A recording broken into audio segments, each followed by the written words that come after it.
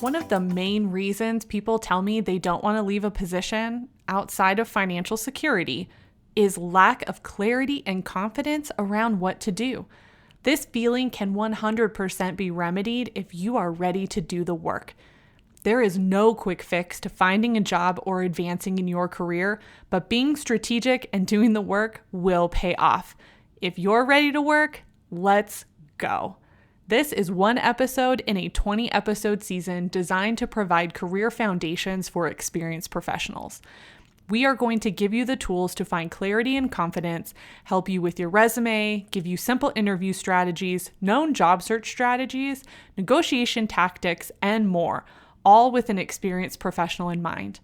My name is Julia, and I'm the career strategist behind the Ride the Tide Collective podcast, where we equip ambitious professionals to strategize and take action to advance their career.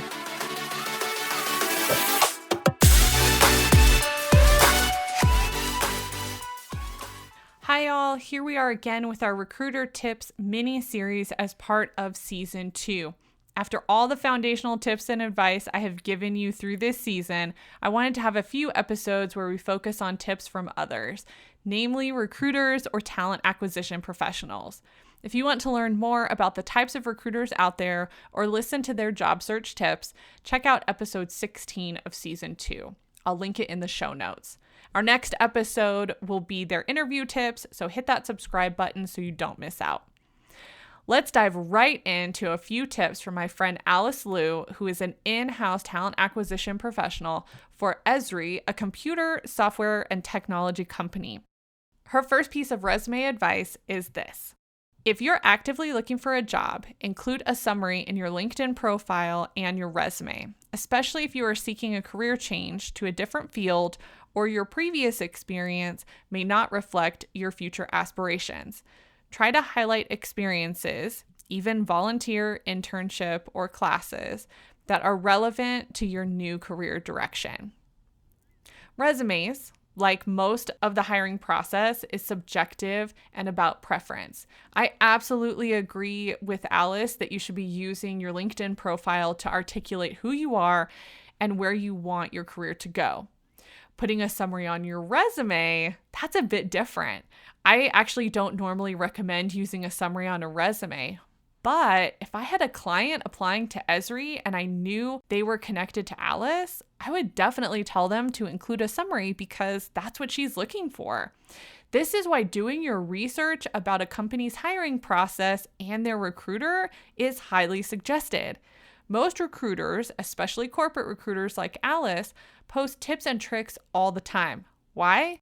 Because they want to know who is paying attention and they'll look for it in the application.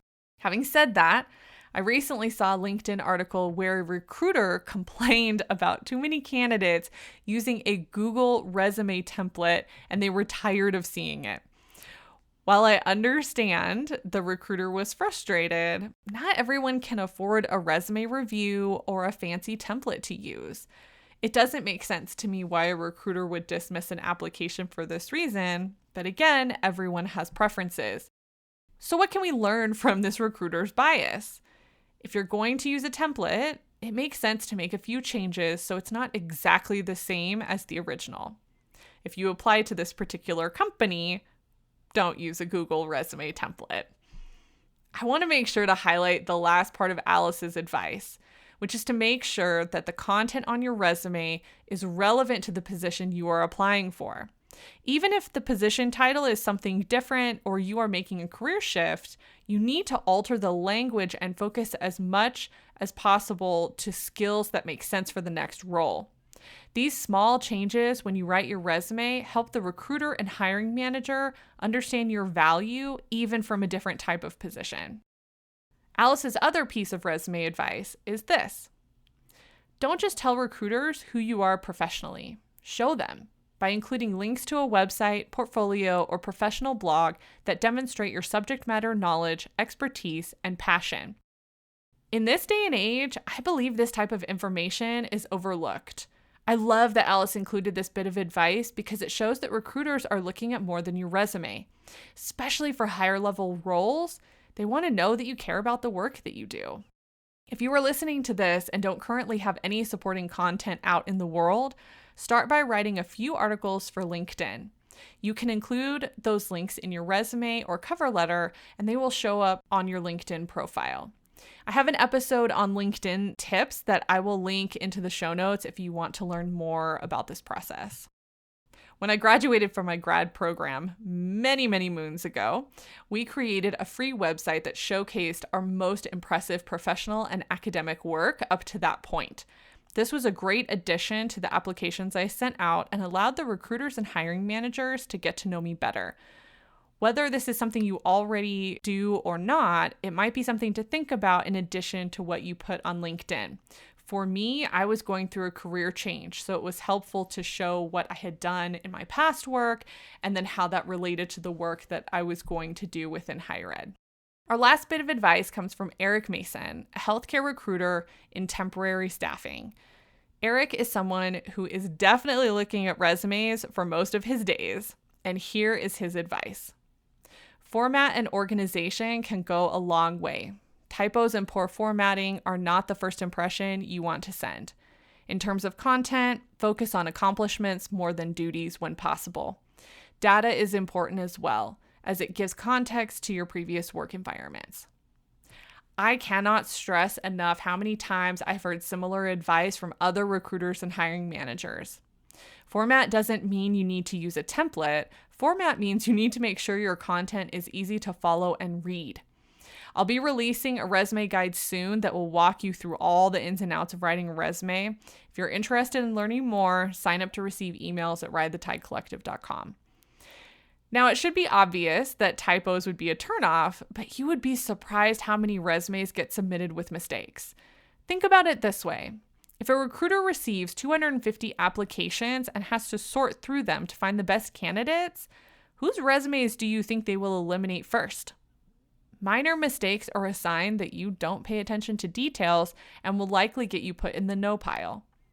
Does it always happen this way? No.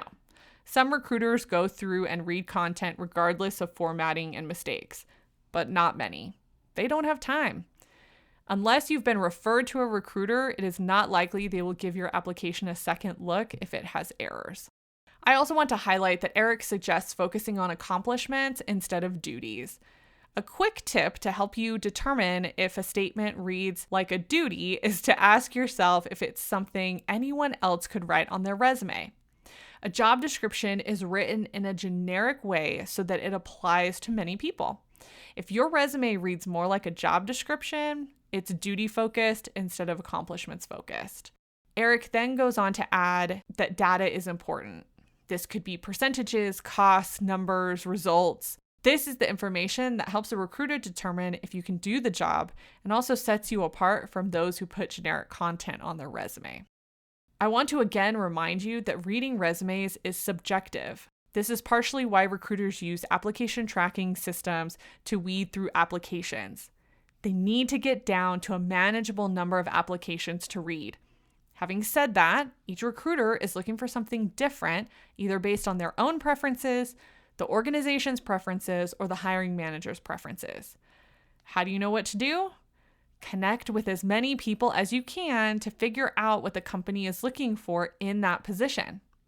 Research. Follow recruiters and leaders on LinkedIn who work for the companies you like. You don't have to connect with them to follow them for information and content they post. I want to thank Alice and Eric for providing their insights for this episode. If you're interested in more tips from recruiters, check out episodes 16 and 18 of season 2. As always, if you have any questions or would like to continue the conversation, please follow Ride the Tide Collective on Instagram, LinkedIn, or Facebook.